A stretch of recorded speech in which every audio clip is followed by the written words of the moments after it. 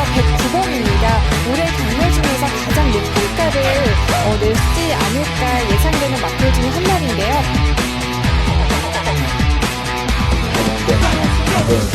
이걸 만화에다가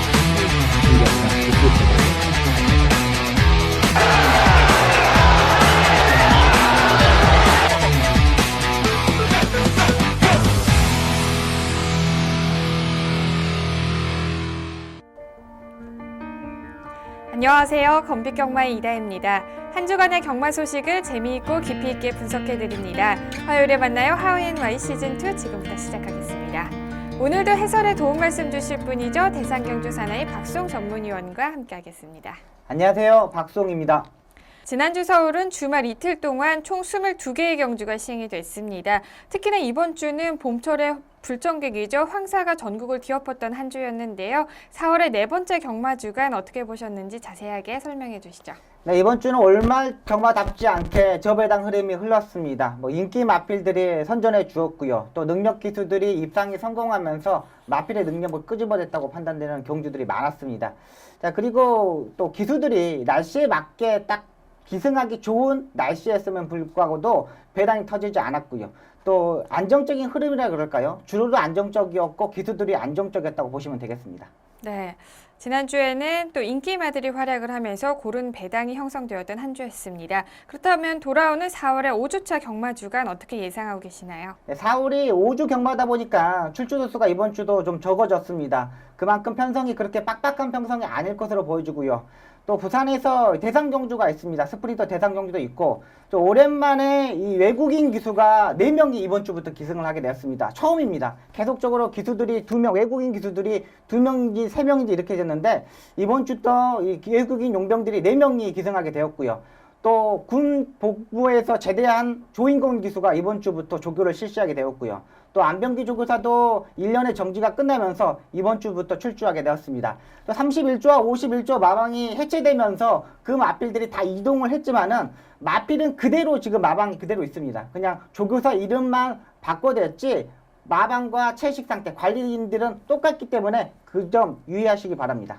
네, 5주차 역시 여유로운 편성 속에서 경마가 진행이 될 것 같고요. 일요일에는 단거리의 최강마를 가리는 대상경주가 있죠. 부산일보의 대상경주가 시행이 되기 때문에 많은 기대를 하셔도 좋을 것 같습니다.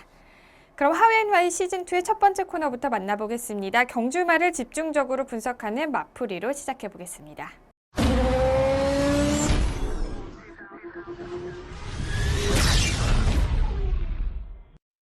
경주마를 집중적으로 분석합니다. 4월의 네 번째 경마 주간 첫 번째 마풀이의 주인공은 어떤 마필인가요? 네, 23일 토요일 10경주에 출전했던 5조의 로얄 지블리가 되겠습니다. 네, 첫 번째 마풀이 시간에는 토요일 10경주에서 우승을 차지한 5조의 로열 지블리를 살펴보겠습니다.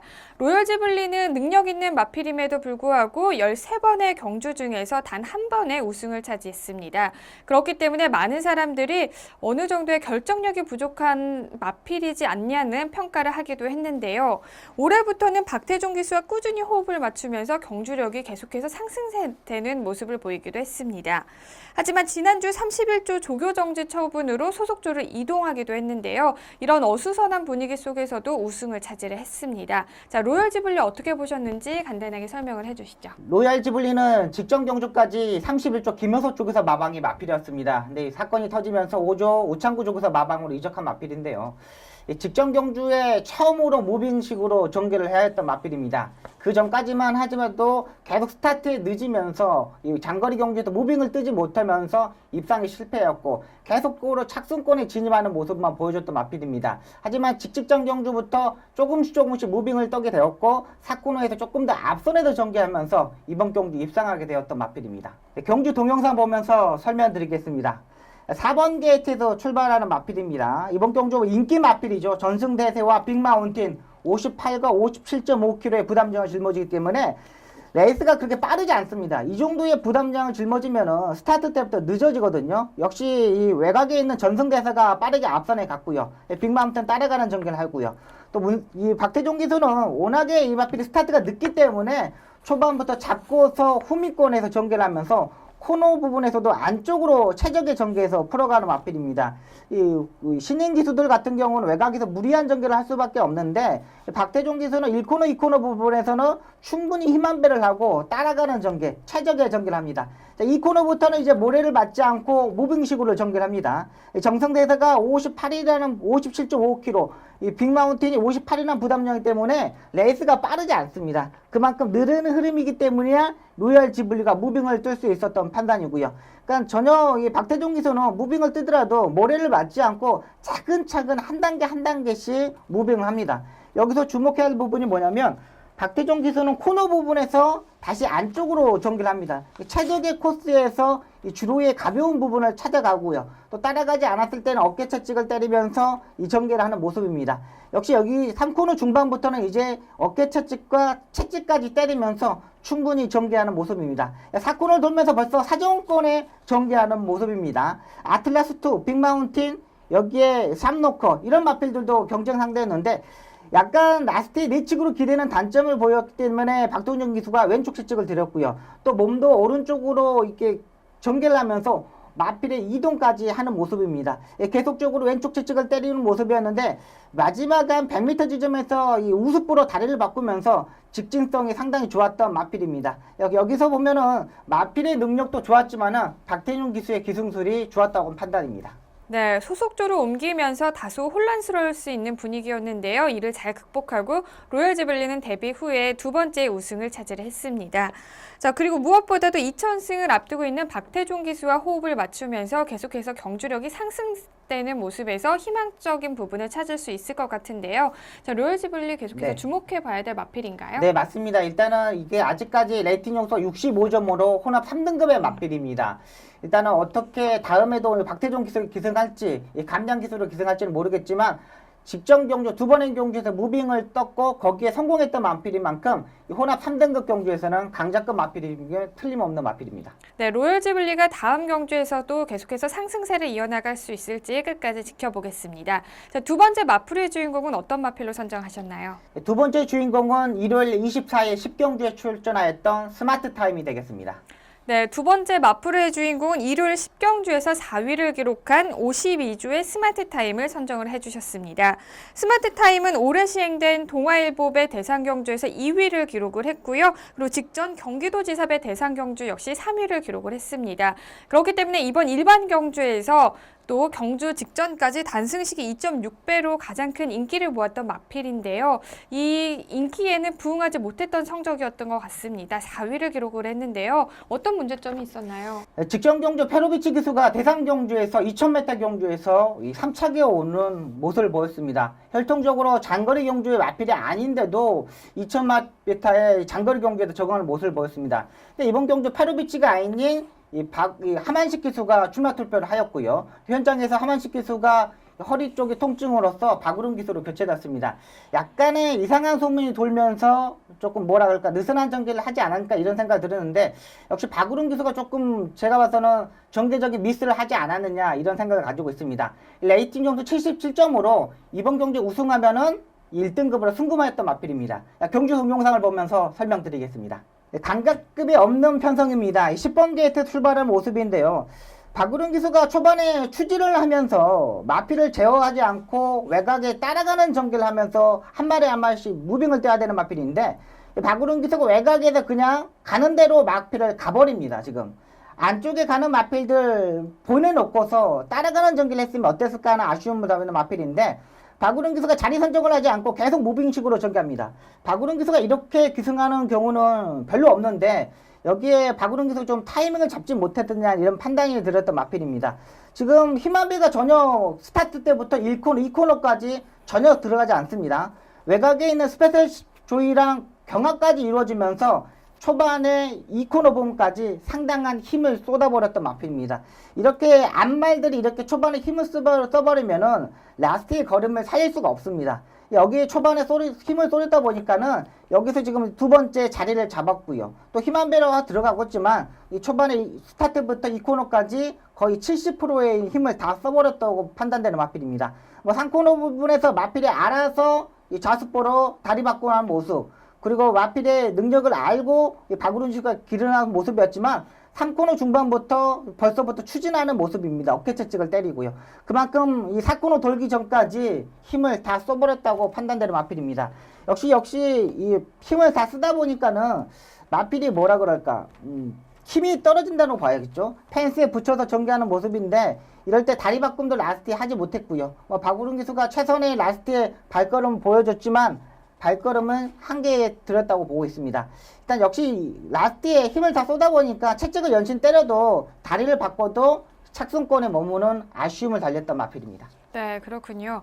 자, 4위라는 기록뿐만 아니라 1위와는 무려 14마신의 차이가 났기 때문에 많은 사람들이 앞으로 스마트 타임의 경주력에 대해서 의문을 던지시는 분들이 많이 계십니다. 자, 앞으로 어떻게 예상하고 계시나요? 네, 일단은 다음 경주에서도 박우른 기수가 분명히 기승을 합니다. 그리고 이 마필은 6월 4일에 있는 SLTC 트로피 대상 경주에 출전하게 되어 있는 마필입니다. 안말 편성이고요. 요즘 안말이 강자급의 마필이 없습니다. 그리고 2등급의 마필 중에서는 더욱더 강자급이 없는 마필들이 없기 때문에 6월 4일 SLTC 트로피 경주에 출전하는 만큼 강자급의 마필이면 틀림없다고 판단됩니다. 네, 2등급에서 아직까지 안말의 강자가 없기 때문에 그 자리를 스마트 타임이 6월 대상 경주에서 우승으로 차지할 수 있을지 그 결과를 지켜보는 것도 좋을 것 같습니다.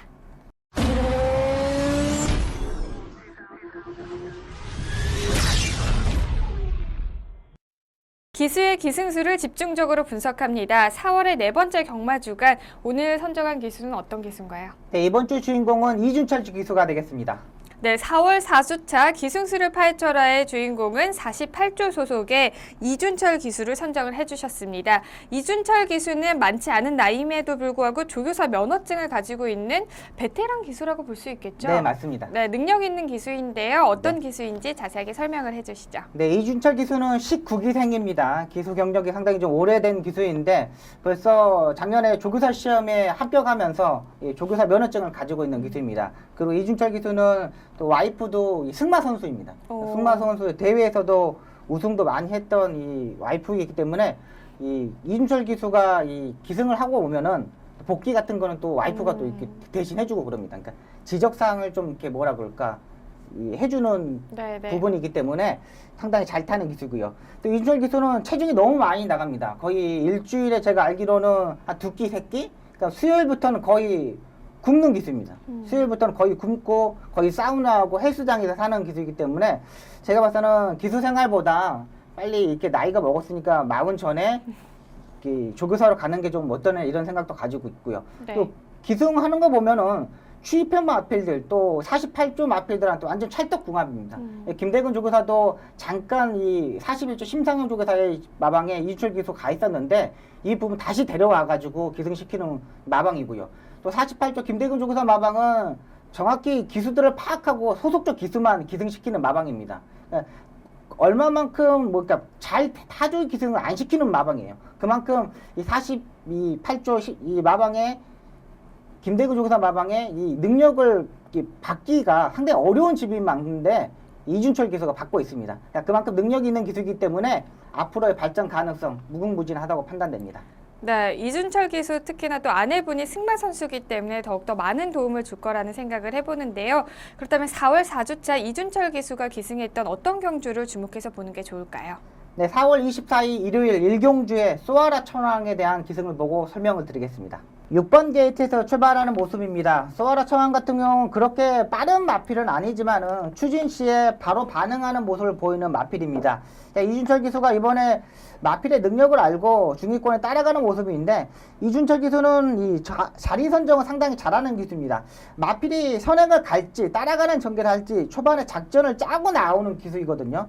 그만큼 마필의 능력을 알고 있다고 판단됩니다. 역시 힘으로 끌고 가는 마필이다 보니까 이준철 기수가 안쪽 코스가 아닌 외곽에서 이게 차근차근 한 마리 한 마리씩 넘어가고요.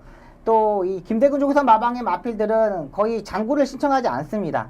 그만큼 모래를 맞았을 때 반응했을 때 그런 느낌이 상당히 중요한데 그 부분을 알고 사코너 부분에서 미리 외곽으로 빼고 추진하고 올라오는 모습입니다. 그러니까 장구를 차정하지 않았다는 건 뭐냐면 이 눈가면이나 이 망사 눈가면 칠 때는 모래에 반응한 모습이 극히 드뭅니다. 근데 이렇게 가면을 신청하지 않고 떼는 마필들은 모래를 반항했을 때 기수가 즉각 대처를 해야 됩니다. 그 부분을 알고 이준철 기수가 기승했고요. 이 라스트에도 아직 어린 마필이다 보니까 왼쪽 채찍을 들면서 입상에 성공하는 모습입니다. 마지막에 추진하는 자세와 이런 모습을 보더라도 분명히 이길 수 있는 마필이었고요. 이 라운드 암모스라는 마필은 외곽에서 상당히 강자급의 마필이기 때문에 2차게 여유로운 모습을 보여줬던 마필입니다. 네, 4월 24일 일요일 4경주 미스터 탱크에 기승하는 모습을 보고 설명을 드리겠습니다. 네, 8번 게이트에서 출발하는 마필입니다. 예, 쿼드리가가 손쉽게 선행을 갖고 빠르게 전개를 하면서 힘한 배를 바로 들어갔고요. 그 다음에 따라가는 마필들이 한 6마리가 이 선입권에서 자리를 싸움하니라고 상당히 치열한 모습을 보였습니다. 네, 이준철 기수 이번 경기에서도 처음부터 따라가는 전개를 하겠다고 초반에 스타트에서 강하게 추진하지 않고요. 또 모래를 맞이 보니까는 마필이 약간 처졌습니다. 그 부분을 알고 추진하는 모습이었는데 역시 이런 부분에서 이준철 기수가 잘 탄다고 보고 있습니다. 이 48조 마필들, 또 강단급의 마필들, 또 능력이 있는 마필들을 끌고 들어오는 기수이고요. 요즘 48조 김대근 조교사 마방의 마필들이 살아나고 있는 만큼 이준철 기수가 그걸 알고 잘 타주고 있습니다. 중위권에 따라가는 모습을 보니까 쿼드리가가 워낙 빠르게 레이스를 전개하다 보니까 이준철 기수가 중위권에서 외곽을 사인기를 잡으면서 추진하는 모습입니다. 미리 이번에도 사콘을 돌면서 외곽으로 빼고 올라오는 모습입니다. 마필의 능력도 좋지만은 얼마만큼 빠르게 사정권에서 기수가 알고 추진하느냐가 중요한데 이 미스터 탱크는 다리 바꿈을 하지 못하는 마필입니다. 이준철의 기수의 몸을 보면은 오른쪽으로 약간 쏠려 있고 이 무릎을 왼쪽 무릎으로 마필을 막으면서 추진을 하는 모습입니다. 강자급의 마필은 아니라는 판단입니다. 이 미스터 탱크는 그만큼 이준철 기수가 잘 타줬다고 판단되는 마필입니다. 네, 그렇군요. 두 마필 모두 인기가 있었던 마필이었기 때문에 또 거기에 부응하는 좋은 경주력을 보여주면서 입상에 성공을 했습니다. 자, 그렇다면 앞으로 이준철 기수 향후 기대치는 어떻게 보시나요? 네, 일단 이준철 기수는 지금이 딱 기승하기에 맞는 조건입니다. 왜 그러냐면 겨울에는 체중 빼기가 상당히 힘듭니다. 날씨가 춥기 때문에 체중이 안 빠지는데 지금 이제 날씨가 따뜻해지고 여름 날씨가 되기 때문에 체중 빼기에 딱 적정한 시기로 보고 있습니다. 이준철 기수가 지금부터 가을 접어들기까지는 피크 기간으로 보고 있습니다. 네, 그렇군요. 네. 자, 시기까지, 계절까지 네. 점쟁이처럼 꾹꾹 집어주셨네요. 네. 자, 이준철 기수 앞으로 경주로에서 멋진 모습 또 좋은 활약 보여주기를 저희 하웬와이에서도 늘 응원하겠습니다.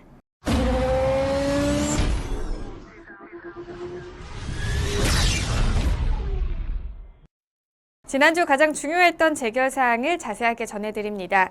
자, 4월의 네 번째 경마주간 집중적으로 살펴볼 재결사항 어떤 내용이 있었나요? 네, 4월 4주차는 토요일 4경주 2일의 정지 처분을 받은 윤영민 기수의 파트타임이 되겠습니다. 네, 지난주 윤영민 기수는 토요일 4경주에서 3코너 진입 전에 안으로 기대면서 2일의 기승 정지 처분을 받았습니다. 조금 더 자세하게 내용 전해주시죠. 네, 3코너 진입 전에 이 초운의 창가, 진명지종, 불패천하의 3두의 마필을 방해하면서 이틀의 제재를 받게 되었습니다. 이 제재를 받는 부분을 보니까는 이 윤영민 기수가 안으로 기대는 모습을 알고도 쳐다보고 들어가면서 이틀의 정지 처분을 받을 것으로 보입니다. 마필이 이 스스로 기수가 의지 없이 기댔다면은 뭐 가태금 처분을 받을 수 있을 듯 사항인데 기수가 안쪽을 쳐다보면서 레이스를 전개하면서 들어갔기 때문에 방해했기 때문에 이틀의 정지 처분을 보고 있습니다. 동영상 보면서 설명드리겠습니다. 네, 이번 4경주가 상당히 안쪽에서 빠른 마필이 많았습니다. 13초대의 마필들이 워낙에 많다 보니까 이 선두권에서 자리 싸움이 상당히 치열했고요. 파티타임에 윤영민 기수도 상당히 외곽에서 빠른 스타트였는데 안쪽에 자리 잡으려고 안쪽을 쳐다보면서 방해를 했던 부분입니다. 그러면서 이 박태종 기수, 이준철 기수, 그 다음에 한성열 기수를 방해했는데 이 부분에서 정지를 준 것으로 보입니다. 그러니까 기수가 마필이 들어갔다면 정지를 주지 않았을 건데 마필이 들어간 게 아닌 기수가 의지적으로 들어갔다는 판단으로 정지를 줬기 때문에 이틀의 정지 처분을 받은 것으로 보입니다. 네, 그렇군요. 자, 윤영민 기수는 2일의 기승 정지 처분을 받았기 때문에 이번 주까지 경주로에서 볼 수 없다는 점 참고하시면 좋을 것 같습니다. 다음은 이번 주 펼쳐질 경주를 미리 분석하고 예측하는 미리 보는 서울 경마 시간입니다. 자, 이번 주는요, 4월 30일 토요일 9경주와 5월 1일 일요일 10경주를 살펴보겠습니다. 먼저 토요일 9경주 출전 등록 현황부터 화면으로 함께 확인하시죠.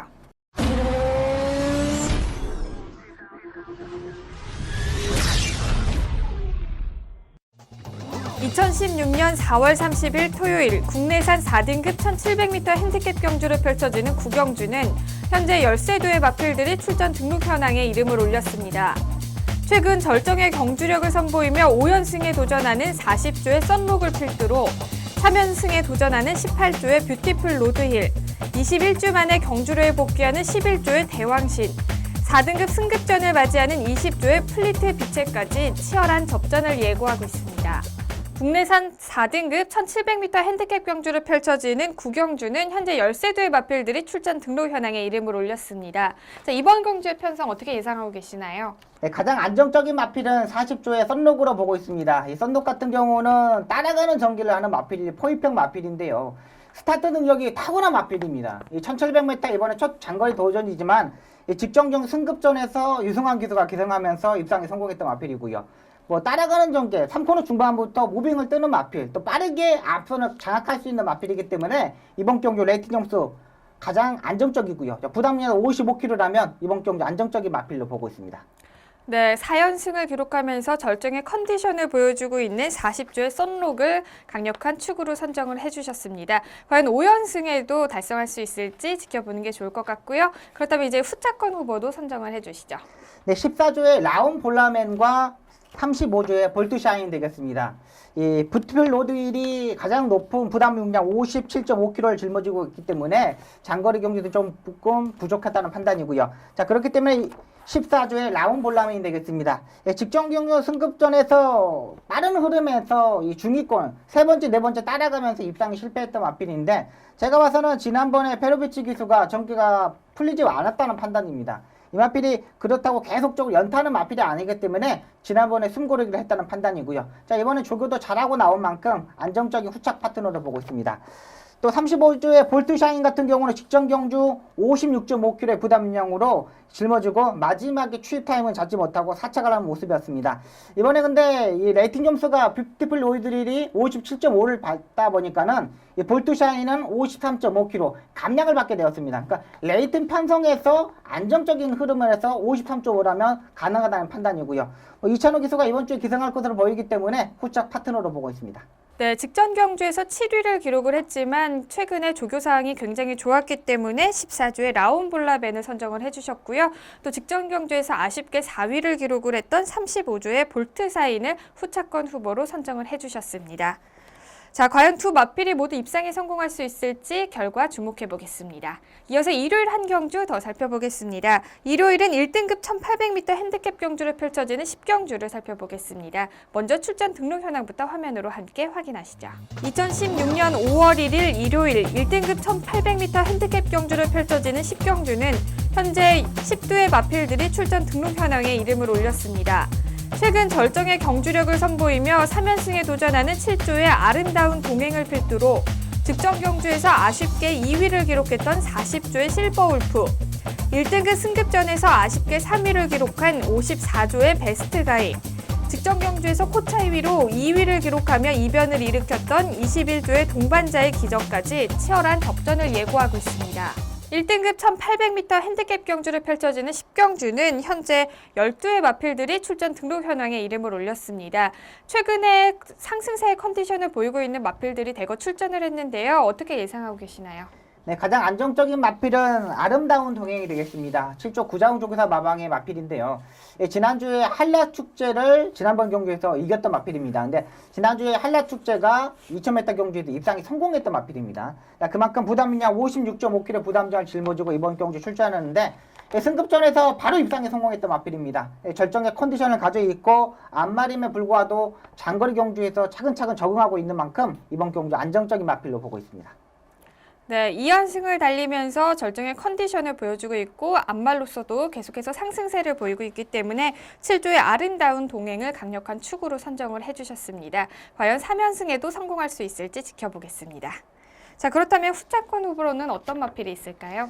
네, 40조의 실버 울프가 되겠습니다. 이번 경주 승급전에 맞아 있는 마필인데 일단은 이번 편성에서 그렇게 빠른 마필이 없습니다. 레이스에서 흐름도 그렇게 빠르지 않고 또 충분히 선행을 갈 수 있는 편성을 맞아 있는 마필이고요. 지난번에 55.5km, 54km 여기까지 짊어지고 뛰었던 마필인데 이 승급전이다 보니까는 52km의 감량을 받고 출전하는 마필입니다. 이 4코너까지 편하게 전개가 가능한 편성으로 보고 있기 때문에 후착 파트너로 보고 있습니다. 또 한 마리 들어가자면 11조의 바다질주가 되겠습니다. 이 바다질주는 이번 경주의 가장 높은 부담량이죠. 57.5kg 부담량을 짊어지고 뛰는데 지난번에 마지막에 머리차 코차의 3착의 아쉬움은 달랬던 마필입니다. 요즘 11조 마방의 마필들이 거의 다 승부를 보고 있는 만큼 이번 경주 57.5kg 편성상 그렇게 강한 편성이 없고 무빙을 뜨지 않고 취입형 마필이기 때문에 이번 경주 후착 파트너로 보고 있습니다. 네, 직전 경주에서 아쉽게 2위를 차지를 했던 40조의 실버 울프와 또 직전 경주에서 코 차이로 아쉽게 3위를 기록했던 11조의 바다질주를 선정을 해주셨습니다. 두 마필 모두 아쉽게 입상을 못했기 때문에 이번 경주에서 주목해 보시는 게 좋을 것 같습니다.